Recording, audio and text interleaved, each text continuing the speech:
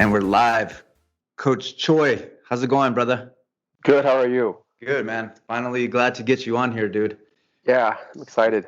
with all this craziness. So, for the listeners, a little bit, tell them about your background, where you're from, kind of what you do. Yeah, I am Poilok Choi. I don't like have to be called coach. I think it's just usually easier because my name is a little bit weird. So that's why I don't have like, oh, you have to call me this. So Yeah, I go by that.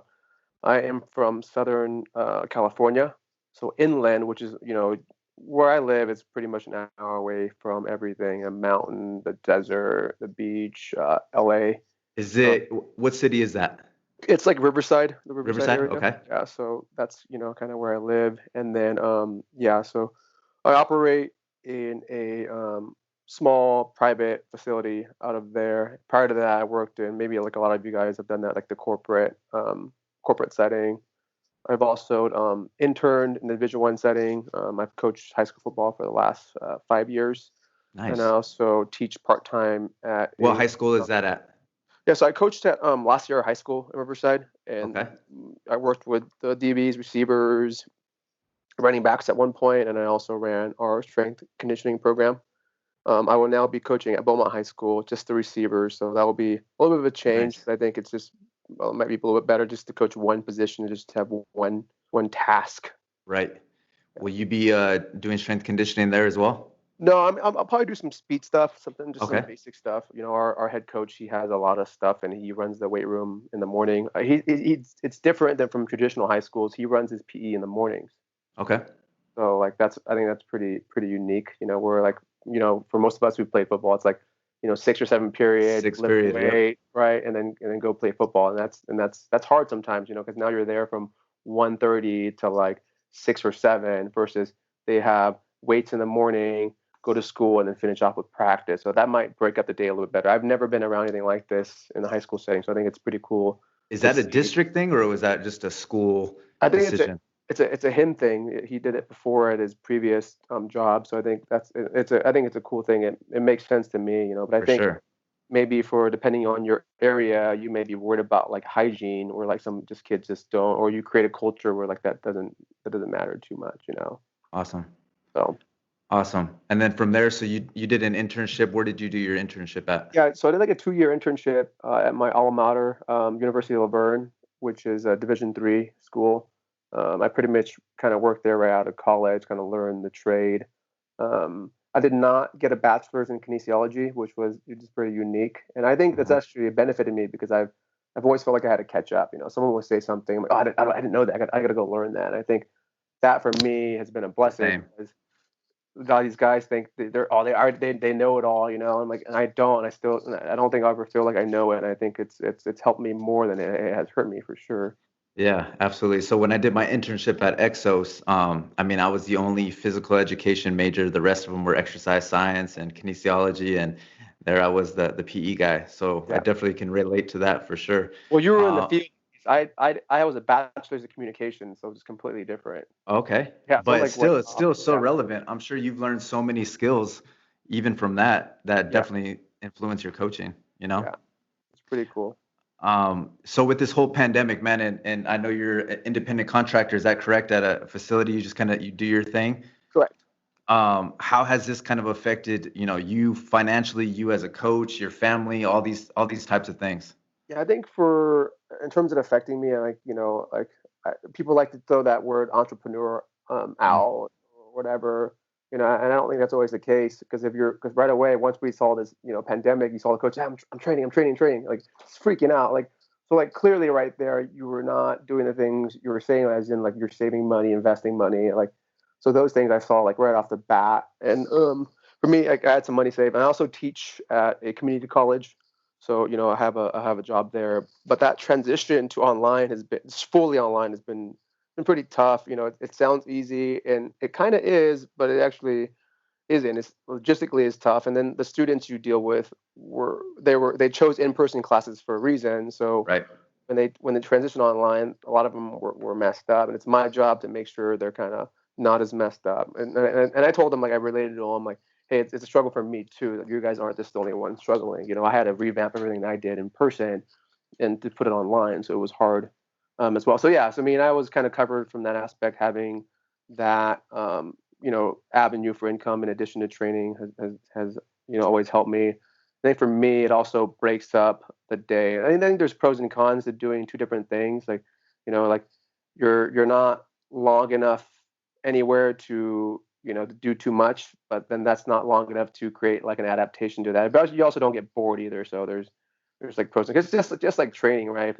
If you train too long in doing one hypertrophy, for example, you overtrain. But if you don't do enough, you don't create an adaptation. So it's kind of that similar thing, right? Exactly, exactly. I saw you had posted on one of your stories about you going to be into a new facility, or you're going to be kind of moving your clientele somewhere else. What kind of led to that decision? And the reason I ask is because I get questions a lot about from independent contractors when they're going to be off in a new venture, looking for a new gym. They kind of ask me, what are some things to look for when you're going to, contract out of a gym? What would you say to those people? I think those are all each Hmm. individual things. If you're Right. looking for a new area, or the facility doesn't have things that you need, I think it's time. And it's like, for me, I look at this opportunity as like, hey, I'm coming back from COVID, and what a great time to do something new.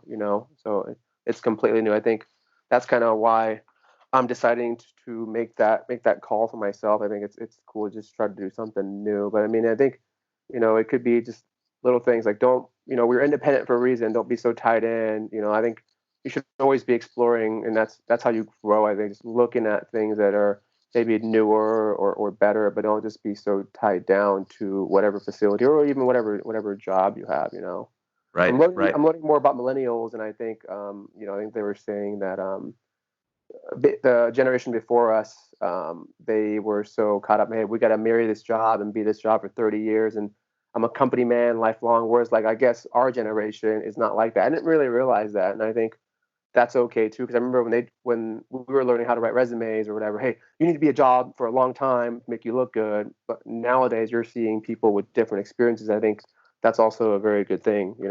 For sure, for sure.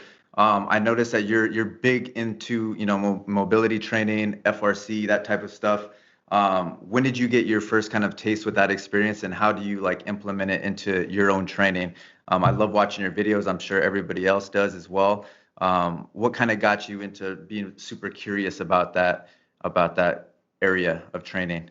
Yeah, I think maybe it was like generally, you know, we see like jacked people or buff guys who don't move really well. But I started like, watching this stuff. I'm like, dude, there's like that guy's like really jacked, and he's like moving well or whatever. I'm like, that's like really cool. Like, and then you can see him do that, and he also lift weights. So it's like, okay, like this stuff's like pretty cool. Like, there's some obviously some carryover, and I think like we're so caught up in whatever. It's usually like some kind of look good or get big or whatever. But like we're not like a lot of us aren't um into movement quality. I think it's big. I think it just looks. It also looks, some of that stuff looks really cool. So I think it's cool to just kind of be a better mover and feel good. I think for a lot of us kind of now, I guess newer still, we're not married to the barbell as much as our predecessors. And I think it's cool to just like learn other things. Like, I think if you move better, generally things become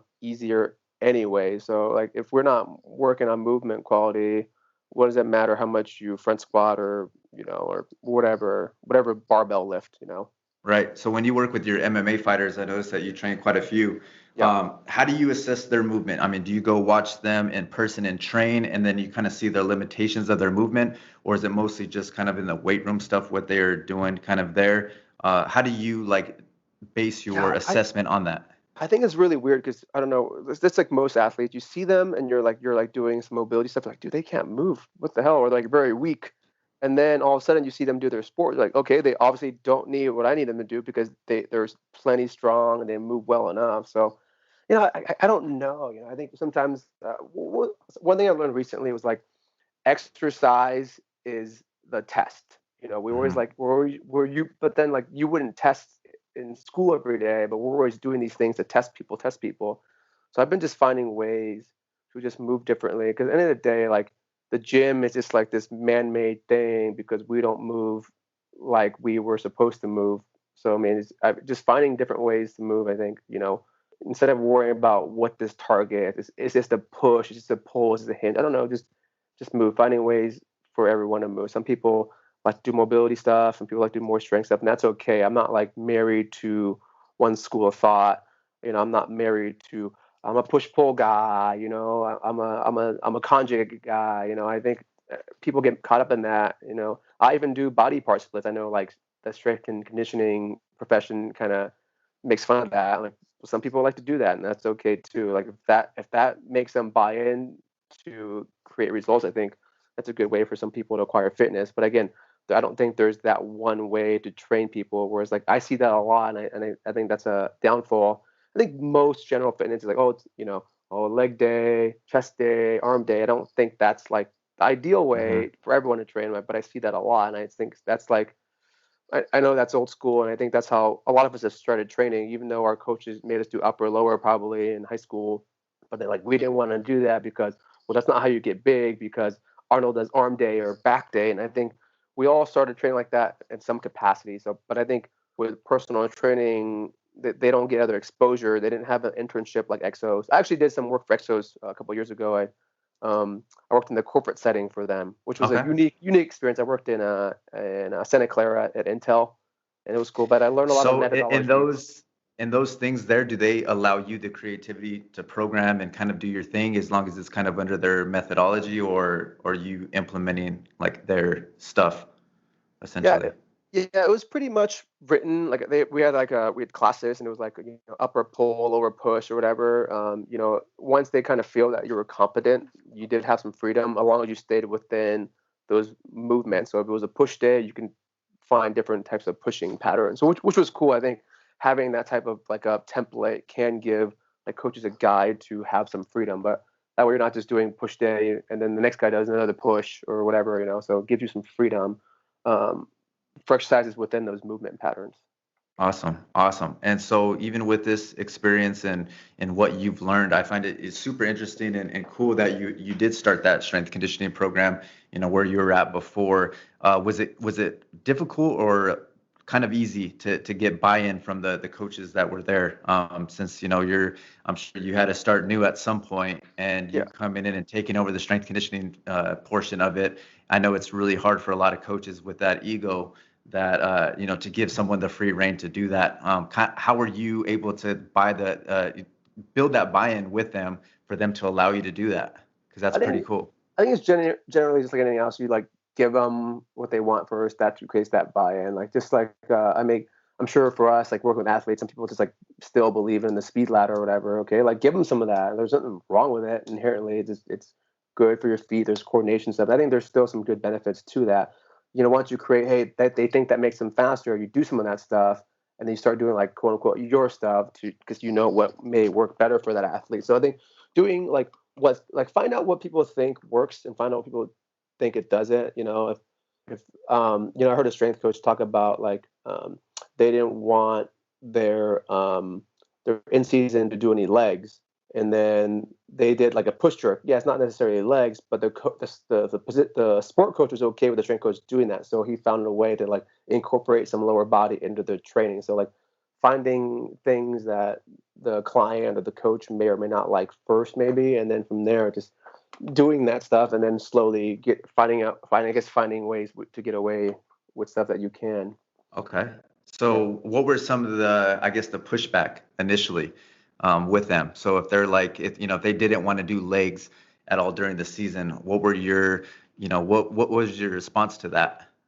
That wasn't my thing. It was a lecture I heard, but I think my response to that would be like, okay, like just find ways like there. It's not going to be zero, like so just finding what that coach is willing to do. Is hey, can we ride the bike? Are you okay with sleds? Like we push the sled in practice. Just finding out like what they're willing to give. And if they're not, they're not. Like at the end of the day, that's like, hey, okay, hey, we hurt our knee because you said you didn't want any legs, like, and I did that, so like that way, because the other Hmm. side of that, it's like, okay, uh, you know, basketball coach said no legs, you did some legs, someone gets hurt, now that's us, right? Versus the other way Right. around, it's like, okay, hey, you said no legs, we didn't do any legs, now someone got hurt, so like that, like so it takes it out of Yeah. your hands, I guess. Yeah, absolutely. So what other populations do you work with? I mean, I've seen you with MMA athletes for sure. Obviously football players. Is there any other specific population that you like to work with? Man, I like them all. I think people are like strength coaches, like, oh, I don't want to work with like regular people. I'm like, I don't know, man. Like regular people, this is the only thing they have.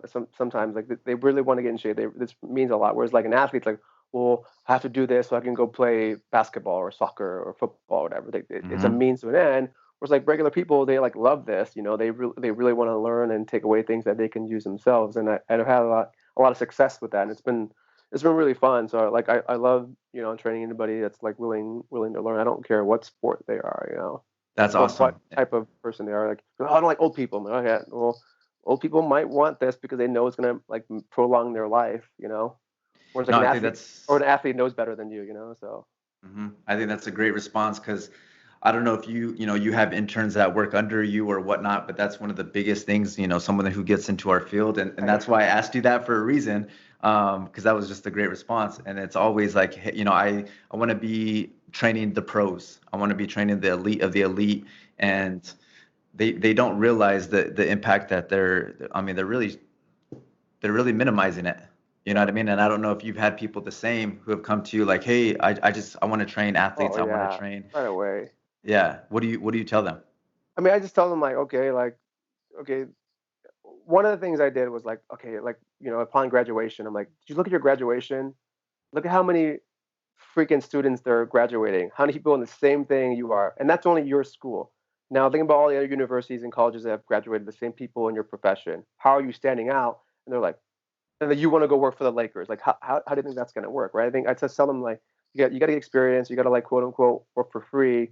But I tell them like it's not like working for free. Think about it as like free education. So if you got to go to school for free, you would do it, right?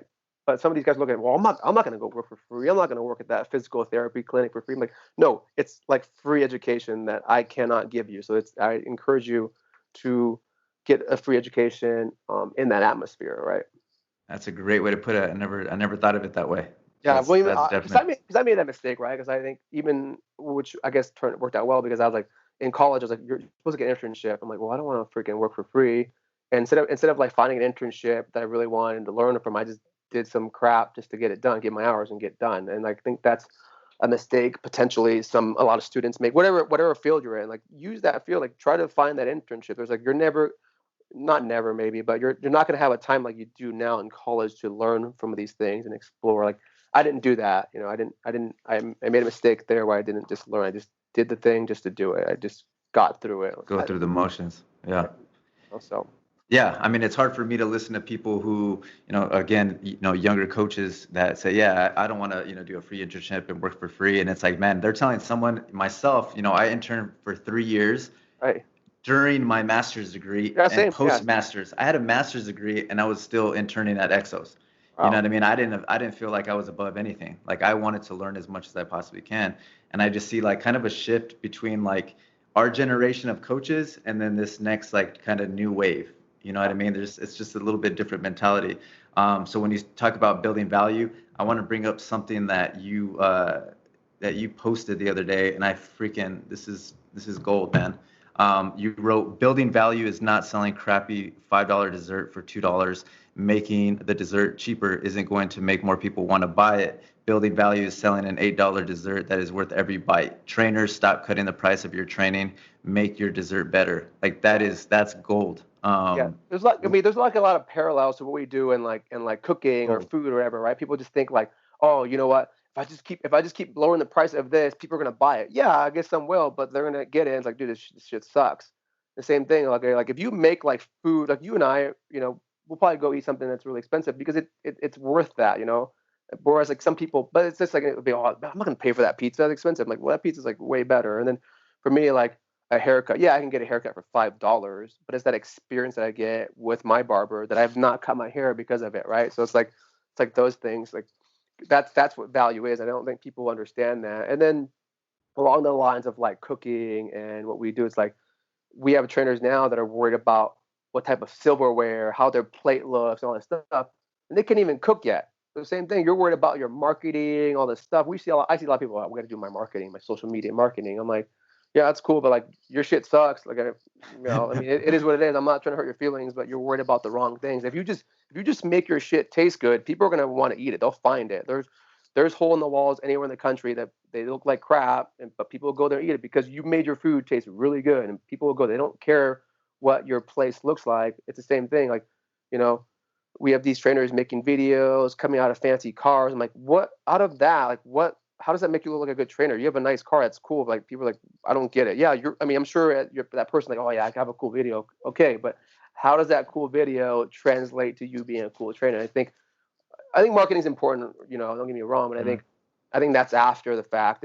It's called fitness business for a reason, not business fitness. We're about the other side first. I think it takes a long time and continually um, improving in this field to get good or better. But I think it's like to the point where I think you and I talk about too. It's like everyone just thinks right away. They read one book or not even a book and say they're a specialist. They're a master trainer or guru or whatever. Like you've done this for like 6 months. You had one guy on the speed ladder. Like Mhm.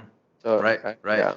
So what would your response be if, if a trainer came to you and says, "Hey, I charge $50 an hour, and then this other trainer, they charge $50 an hour." What are some tidbits or examples that you could give them that are pretty tangible that they could implement into what they're doing to make their $50 package a lot more valuable than that next person that's even selling it for cheaper or whatever? What are some things that you would give them? Yeah, I think, outside of like what we read or what knowledge just providing a service. It's a customer service. Like if you're you're showing up on time, you're dressed nice, like those little things. Having a towel, having a water, like those things we can do without even like learning. Like spending time to invest in that person. Like I ask a lot of questions when I train because I'm generally curious and I don't know. Whereas like sometimes we listen to people and we're ready for an answer. Like because the problem is people have told us we are the expert and like but we're not. Like we're the professional. Like I think that's like the wrong way to say it. You're telling these interns you're the expert. Like you're not the expert. So now you were told that you're the expert, so you expect to have an answer when someone asks you. And like, there's times when people ask me something, like, I'm like, I don't know, but I'll find out for you. So they're confused. I'm like, yeah, don't you have a master's degree in this? I'm like, yeah, but I don't know that, and that's okay. I'll find the answer for you. Whereas like, a younger trainer because they think they're the expert would be like, yeah, no, it's this. I'm like, no, that's not the answer. So I think being a professional just means like you'll find the answer for them, and it's okay to say you don't know. Hey, I don't know this. Hey, but I know Coach Jared in Atlanta will find out for you. Like things like that. And that's okay. Like not having that ego and where people are like so insecure that they think like, well, I don't want to give my clients my workouts. I don't want them to take them and use them like for their own. Like that's what this is. Like this is what teaching is. Like someone, I didn't make up, a lunge. I didn't make up a curtsy lunge. It's not my stuff. I want to be able to teach them everything that they can take off on their own. Whereas like a insecure trainer, I'm like, oh, I'm not gonna give away my shit. I don't write programs because I don't want to give them. I just have my clients do cardio because I don't want them to use my stuff. You know, they can find this stuff anywhere. Anything that I Right. have out, they can find it. Probably better. That's the what. The what is the sets, reps, exercise. They can find it online. Right? Just like cooking, right? That's the what. They'll give you the ingredients, but the how is how we put that stuff together. The how is how Chef Gordon Ramsay cooks it together. That's why he doesn't mind putting his stuff out there because he knows if you have your stuff, you have his stuff, and he has his stuff, he's gonna cook it better than you. And that's how you should be if you like know your worth. I can put my sets and reps out there all I want, but I'm gonna cook it better than anyone can cook my stuff. That's just the way it is. Yeah, that's interesting.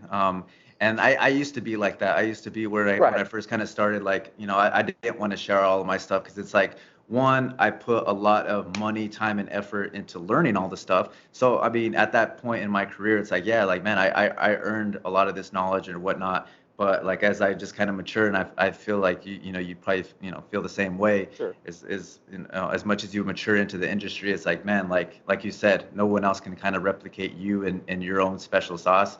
I think that's great, and I think young coaches and trainers could learn a lot from that. You know what I Yeah. mean? Yeah. People are training with you for the how, not the what. Because the what, it's on there. It's on the internet. I can find the what right now. How to build butt. Fucking Google it, and it'll tell me, right? Like, Hmm. but you're gonna do that differently. So it's like as a young coach, it's important to understand that they're training you for the how, and they're training for you. Because I'll recommend someone sometimes, hey, like right, especially now, like, hey, I am not back yet, but some facilities are opening. I'm like, hey, go ahead and look for another trainer. I'm not like whatever. And they're like, no, I don't want to do that. I'm like, no, I'm serious. Like, you have my blessing. You don't need to ask me for permission. Like, this is your training, your goals, and go ahead and do that.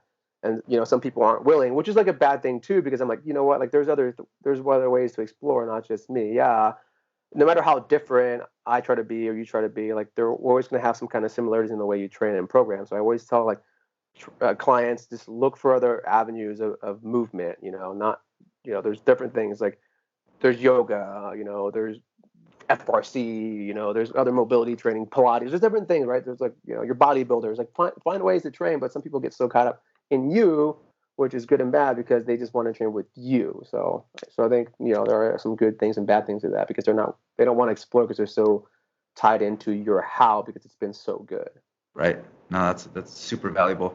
Man, last thing, with all this craziness, how do you think the field is going to change in the next 6 to 12 months? Do you think there's going to be kind of a huge pivot on what we do and kind of the service that we have, or do you think it's going to just go back to kind of just being normal like it was before, or are you going to see a drop off in a lot of service, or what do you think? What are your honest thoughts about that? Yeah, I don't know. It seems like some people are kind of. I mean, I think you and I have seen that people are buying a Hmm. lot of gym equipment. Hmm. So there's that. What I think, which is be good, because now there's like you have the opportunity to program online for some people. Like, some people just realize, Hmm. hey, you know what? I can't work out at home, and that's a good thing. Like, you shouldn't have to like rely on people like us, which is whatever. But I mean, that's what I want out of my people. I don't want you to rely on me to be able to do this. I want you to be able to learn enough to do on your own. I think that's cool. Where people are like willing to invest in equipment, which means they're willing to invest in potentially an online platform so you can just follow a coach's programming. So I think there's some room for that. This is kind of like out of or within the same guidelines, but out of it a little bit. But I think like illnesses, like regular colds and flus, can be worse now, because we're in such a sterile environment now that everything needs to be clean, clean, clean. Because once you get a little exposure to a little pathogen, we're gonna get so sick from the cold or flu than we didn't before, because everything is so sterile. So there's like that part of it too, because we're not giving our microbiome or immune system any stress. So when the little stress that we get, it could be, I think, maybe like a really bad cold or flu season, just from what I know, maybe in the fall or whenever that stuff arises.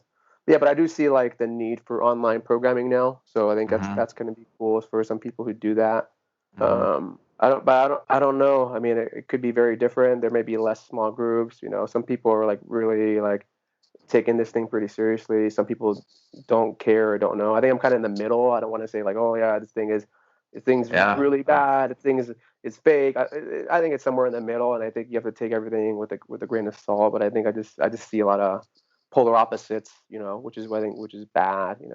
I don't think it's on either end. I think it's somewhere in the middle that you need Yeah, to. I agree. I agree. Man, thank you so much for your time today, man. I really Yeah. appreciate it. I know there's gonna be some people writing me and trying to get a hold of you. How can they contact you if they have any questions? I know you have some programs and stuff on your site or whatnot. Yeah. Uh, how can people get a hold of you? Yeah, just find me on Instagram. It's at Coach Choi, so Coach and then CHOI. That's probably the best way to get a hold of me. And then I tell these people all the time, like, I don't care if I know you or don't know you, but like if you really reach out, I will try my best to help you.